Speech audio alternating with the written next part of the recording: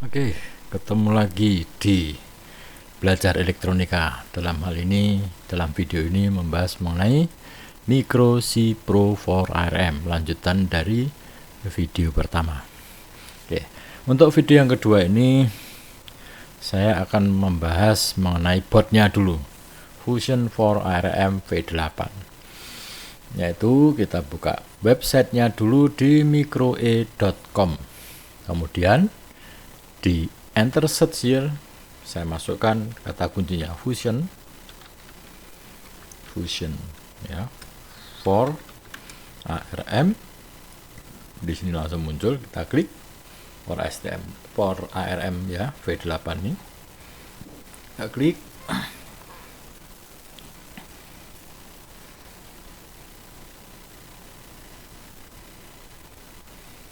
Oke. Bentar. Oke, bentar, ada iklannya ya, Fusion for ya ARM V8 nih. Nah, ini boardnya, dimana akan saya jelaskan beberapa bagian. Bagian yang pertama di kiri atas, nanti akan saya tunjuk nih ya, di kiri atas ini atau yang terbuka ini, itu adalah kode gripnya. Jadi kode gripnya on board. Kode gripnya ini bisa menggunakan wire atau bisa menggunakan WiFi. Jadi kalau menggunakan WiFi, saya bisa mengisi programnya lewat WiFi, tapi lisensinya harus berbayar. Sedangkan kalau memakai kabel, saya cukup menancapkan kabel bawaannya, yaitu kabel Type C to Type C. Tetapi kalau misalkan laptop atau komputer kita tidak ada Type C-nya, maka kita bisa menggunakan tipe A. Jadi sudah disediakan konverternya. Pada saat beli sudah disediakan konverternya. Kemudian bagian yang kedua, nah sini ya, ini tempat mikrokontrolernya. Kebetulan mikrokontroler yang saya gunakan ini nanti adalah MCU card-nya STM32F407ZG. Jadi kita bisa, kalau misalkan punya pengen berbeda atau mempelajari yang lain, bisa, jadi tinggal microe.com lagi. Nah, kemudian di sini kita ketik MCU card. Ya.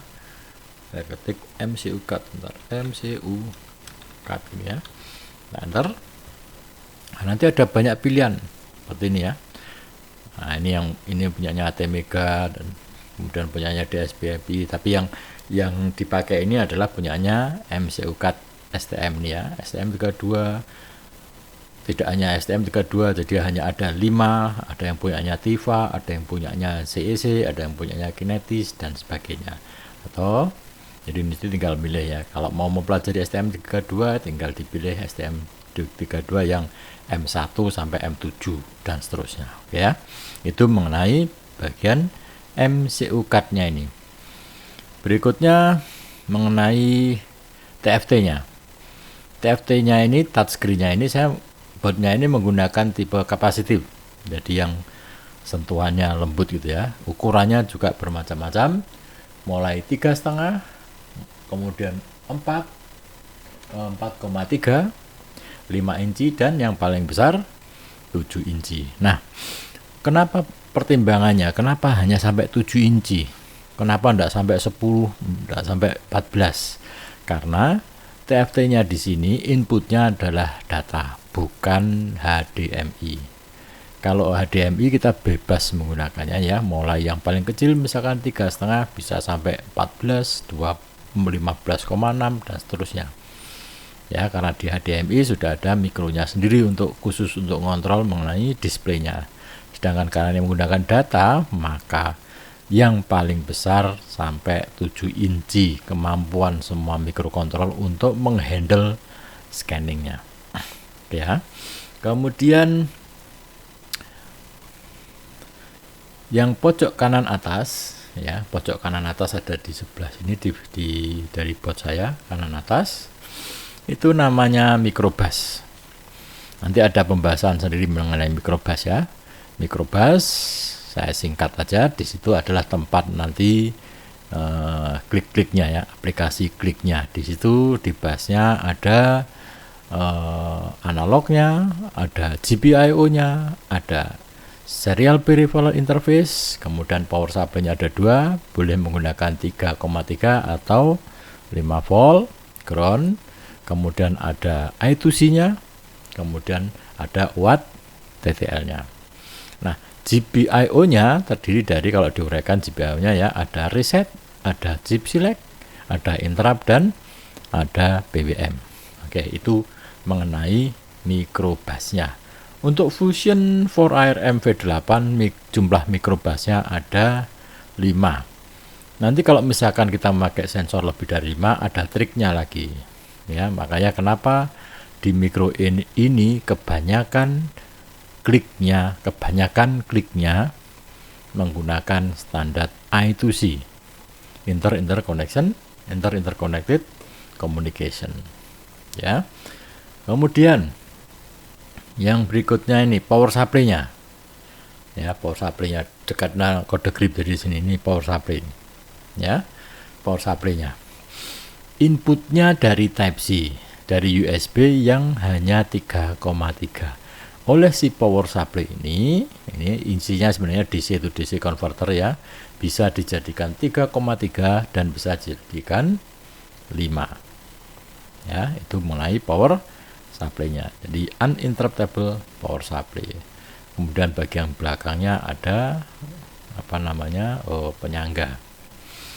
Oke, itu sekilas mengenai board dari Fusionnya. Oke, yang belum saya terangkan di sini adalah kita juga diberi beberapa aplikasi yang sudah ditancapkan di situ ya, yaitu di kiri bawah ya, kiri bawah di boardnya ini, atau saya tunjukkan di tangan saya ini, kiri bawah ada tombol ya, ada tombol warna putih dan juga ada susunan LED-nya. Banyak berapa? 1, 2, 3, 4, 5, 6, 7, 8 kali 4. Kemudian yang di kanan bawah, yang di sini ya, di kanan bawah ini, itu adalah konektor I/O-nya. Jadi nanti kalau kita bisa membuat aplikasi yang lain, kalau tidak mau menggunakan klik bisa menggunakan bagian itu ya. Kemudian yang sebelah sini, ini adalah LCD 2x16 ya, sebelahnya TFT. Kemudian di bawahnya LCD 2x16 ada Ethernet card dan ada USB. Nah, USB yang di sebelah kanan ini adalah USB device. USB kan ada 2, USB host sama USB device. Gampangannya ketika ditancapkan ke komputer, kalau USB device dikenali sebagai COM. Kalau host enggak, jadi dia fungsinya dikenali sebagai fungsi, misalkan kalau ditancapkan keyboard, dia kenal keyboard, ditancapkan mouse, dia mouse gitu ya, itu device. Oke, demikian penjelasan singkat mengenai Fusion 4ARM V8, dan untuk detail pemakaiannya akan saya lanjutkan di video berikutnya.